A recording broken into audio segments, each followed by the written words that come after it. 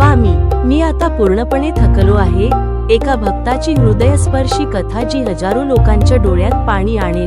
आजचा हा व्हिडिओ सुरू करण्यापूर्वी माझा तुम्हाला फक्त एकच प्रश्न आहे, तुम्ही शेवटचं कधी मन भरून रडलात? असं रडलात की डोळ्यांतून अश्रू वाहत होते, पण ते पुसायला तुमच्याजवळ कोणीच नव्हतं? तुम्ही कधी देवासमोर बसून एकच प्रश्न विचारला आहे का, स्वामी, मी अजून किती सहन करू?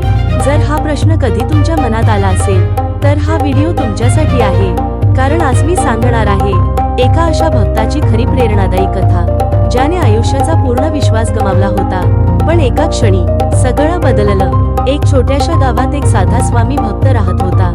त्याचं नाव होतं विनायक। तो खूप मेहनती होता, सकाळपासून संध्याकाळपर्यंत काम करायचा। त्याच्या मनात एकच इच्छा होती, आपल्या कुटुंबाला सुखी ठेवायचं। पण आयुष्याने त्याची सतत परीक्षा घेतली। सुरुवातीला त्याची नोकरी गेली, काही महिन्यांनी वडिलांची तब्येत बिघडली, घरात औषधांचा खर्च वाढला, बँकेचं कर्ज डोक्यावर आलं। ज्या मित्रांना तो आपले समजत होता त्यांनी फोन उचलणंही बंद केलं, नातेवाईकांनीही पाठ फिरवली। एक दिवस असा आला की घरात फक्त 2 दिवस पुरेल इतकंच अन्न उरलं होतं। त्या रात्री विनायक शांतपणे घराबाहेर पडला, गावातील एका जुन्या मंदिरात जाऊन स्वामी समर्थांच्या मूर्तीसमोर बसला। त्याच्या डोळ्यांतून अश्रू थांबत नव्हते। तो म्हणाला, स्वामी, मी हार मानली आहे, आता माझ्यात लढण्याची ताकद उरलेली नाही। जर माझ्याकडून काही चूक झाली असेल तर मला माफ करा, पण माझ्या कुटुंबाला आणखी दुःख देऊ नका। त्या रात्री त्याला कोणताही चमत्कार दिसला नाही, कोणताही आवाज ऐकू आला नाही, पण दुसऱ्या दिवशी सकाळी उठल्यावर त्याच्या मनात एक वेगळी शांतता होती। त्याने ठरवलं, परिस्थिती बदलली नाही तरी मी हार मानणार नाही। तो रोज सकाळी स्वामींचं नामस्मरण करू लागला, रोज मंदिरात जाऊन फक्त 5 मिनिटं शांत बसू लागला। हळूहळू त्याच्या विचारांमध्ये बदल झाला, तो पुन्हा प्रयत्न करू लागला। एका दिवशी अचानक त्याला एका जुन्या ओळखीच्या व्यक्तीचा फोन आला। त्यातून त्याला नवीन कामाची संधी मिळाली। काम छोटं होतं, पण त्याने मनापासून स्वीकारलं। काही महिन्यांनी त्याच कामातून त्याला चांगली प्रगती मिळाली, घरातील परिस्थिती सुधारू लागली, वडिलांची तब्येतही हळूहळू सुधारली। एक दिवस तो पुन्हा त्या मंदिरात गेला। यावेळी डोळ्यात अश्रू होते, पण दुःखाचे नाही, कृतज्ञतेचे।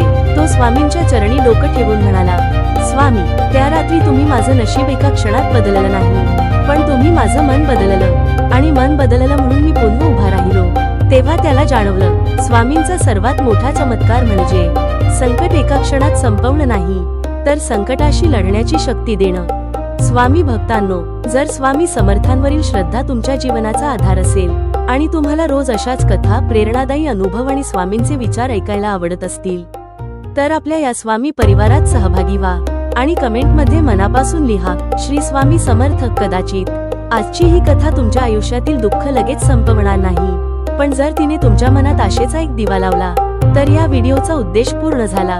स्वामींच्या चरणी विश्वास ठेवा, प्रयत्न करत राहा आणि लक्षात ठेवा, भिवू नकोस, मी तुझ्या पाठीशी आहे। जय जय रघुवीर समर्थ।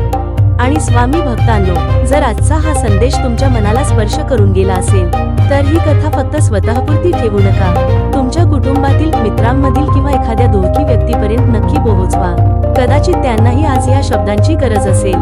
कमेंटमध्ये श्रद्धेने फक्त एकदा लिहा, श्री स्वामी समर्थ। आणि जर तुम्हाला रोज अशाच मनाला स्पर्श करणाऱ्या स्वामी समर्थांच्या कथा, प्रेरणादायी अनुभव आणि भक्तिमय संदेश ऐकायचे असतील तर आपल्या या स्वामी परिवारात आजच सहभागी व्हा, कारण इथे प्रत्येक व्हिडिओ हा केवळ एक कथा नसतो, तर श्रद्धा, आशा आणि विश्वासाचा एक नवा प्रवास असतो। स्वामींची कृपा तुमच्यावर आणि तुमच्या संपूर्ण परिवारावर सदैव राहो। जय जय रघुवीर समर्थ।